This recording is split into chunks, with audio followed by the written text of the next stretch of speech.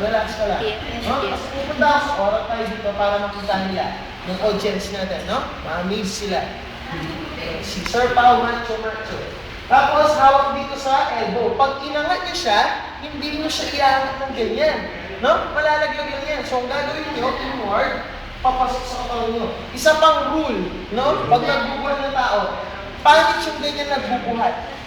No? Mabigat. Pero pag lumapit kayo dyan, huwag kayong mahiya, no? Iangat niyo yan. Mas magaan siya. No? Halimbawa, may hawak kang bubuhan sa kamay niyo, ganyan yung hinahawakan. Mangangali ka.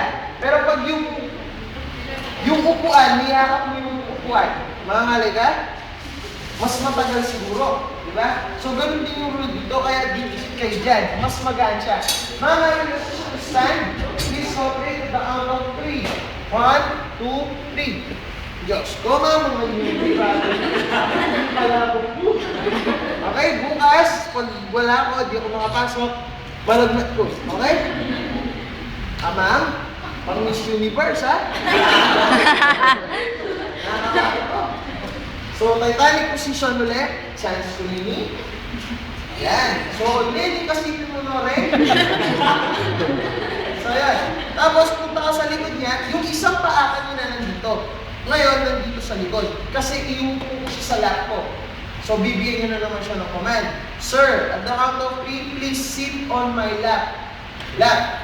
The count of 3, 1, 2, 3. O yun. So, sabay. Huwag niyong ibabagsak ang tuhod niyo pag sinabi namin mag-kneel kayo. No? Huwag niyong ibabagsak. Matsakit yan. No? Tapos, yung isang kamay niya, hahawak pa dyan. Kayamanan showcase. Tandaan niya. Kayamanan showcase. Kabuhayan showcase. So, ipitin natin sa kayamanan. Hawak dyan. Yung isang kamay sa shoulder din. Tatayo.